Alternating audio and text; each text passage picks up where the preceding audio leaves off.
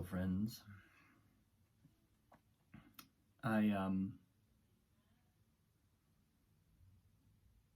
Well, it's been, you're seeing me in my parents' house in my mom's lovely office in Santa Fe, hence the very academic backdrop. And it's been a long day because Annalise has been sick and she has been not sleeping for weeks. And so there's a bit of a state that takes hold at some point, and it's funny because I remember, it's funny how this initial, they always talk about the first couple weeks of parenthood, after your first child is born. There's this, it's a paradigm shift. There's no other experience in life that is the same as going from not having a baby to having a baby. It's unbelievable. And I remember it was a moment somewhere in I don't know, 2 weeks in maybe, where it was like she was screaming all night for, or every hour for 2 weeks or something. And there was a point where I was like, this just isn't going to work. Maybe sometimes it doesn't work out. and of course, that it will, even as you feel that, that it will. But there's a kind of relentless undoing of our attachments as parents. And I can only, my God, if I think about my parents, I can only appreciate their composure and gracefulness as human beings. But there's an utter undoing of our patterns. And I was having a conversation today with a friend and student, and she's been working with her kids recently and just went on vacation with them and had this experience of, oh my God, I'm just a servant to my kids.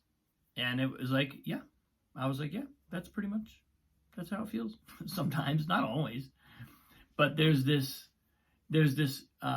surrender. When we talk about in spiritual practice being surrendering to service, right? Understanding that we are ultimately, everything we do is in service. And we can either do that willingly or we can do it unwillingly. We can be happy about it. We can be unhappy about it. We can fight it and try and make our life about our own ego, but that will never work. Or we can surrender to service. And kids just kind of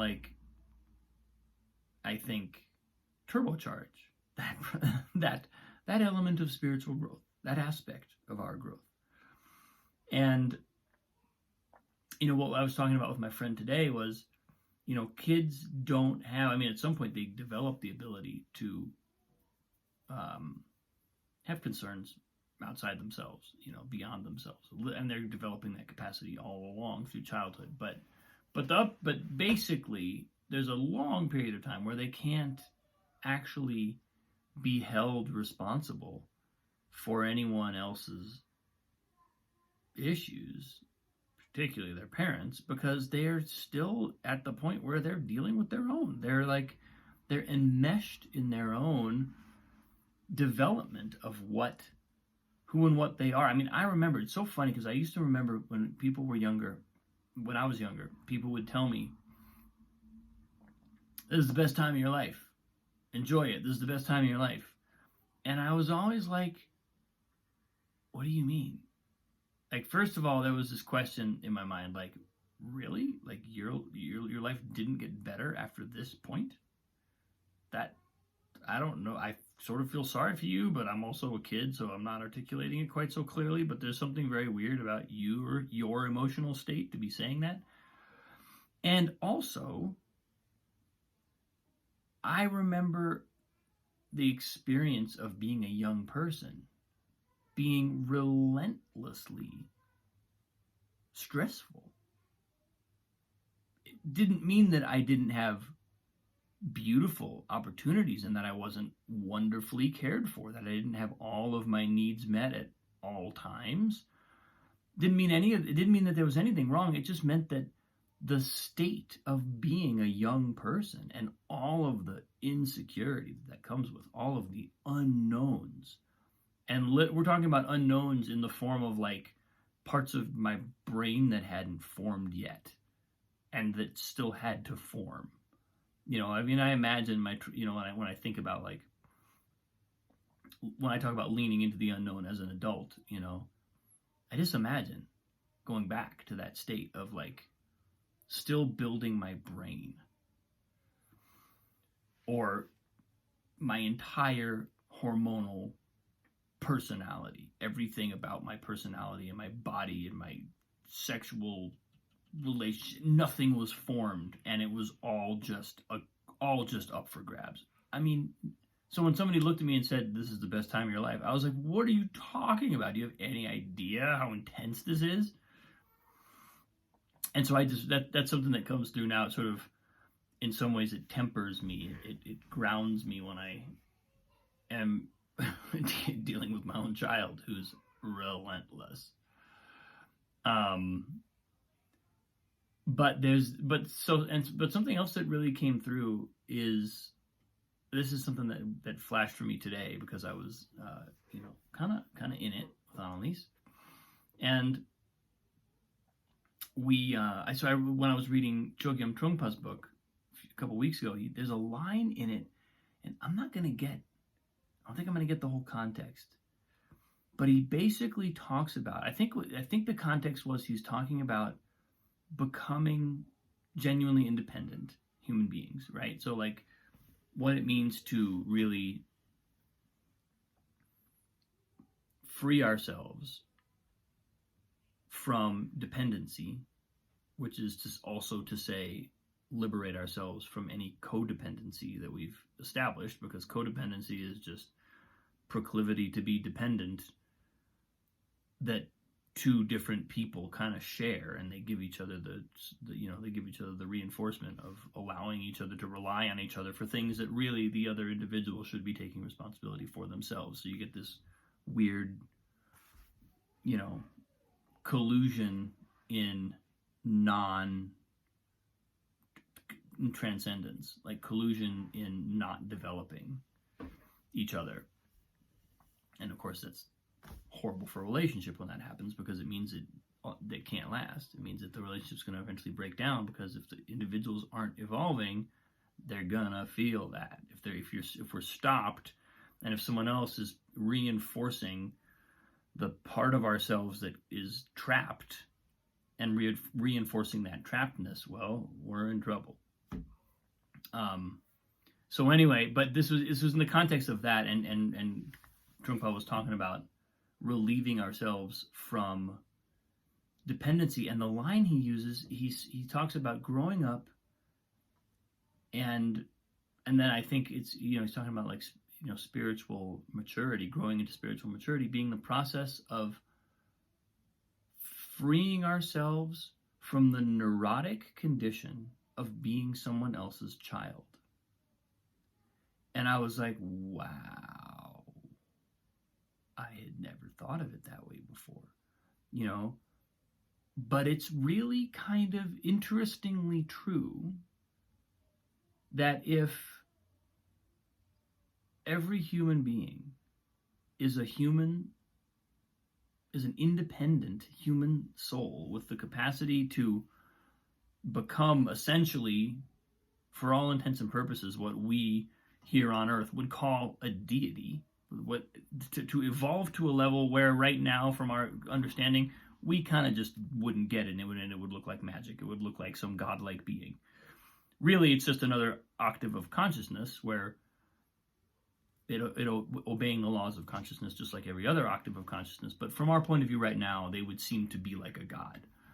Every human soul has that capacity. We all are going there. In that context, if that's true, and if that's fundamentally true, if that's actually our ultimate essence, then being the incarnated child of another human being and and feeling dependent upon another physical being is actually kind of a neurosis. It's actually, that may be putting it strongly, and I'm trying it out tongue in cheek in a way. But the thing is that, that's what Trungpa called it, and I was like, that makes so much sense, because there's a way in which in which dependence on our parents, which can be sustained all the way through our life if we're not careful, is ultimately not. It ultimately, that kind of prevents us from the deepest possible relationship with our parents, because ultimately they're not our parents in the cosmic sense. They ushered us onto this planet and they supported our bodies and our minds until we could take over driving on our own. But what if there's such a much more profound relationship that's possible with our parents if we free ourselves from the neurosis of being someone else's child, of feeling like we're someone else's child? So all of that is coming through, and this is just kind of where my head went today, because it's been a parenting heavy day, and I'm in my parents' house, fittingly, look at that. I don't know if I have a conclusion here, but I think, the conclusion is the revelation of that notion that what if our identity, as in parenting has this incredibly intense evolutionary component to it, where we are essentially forced into service.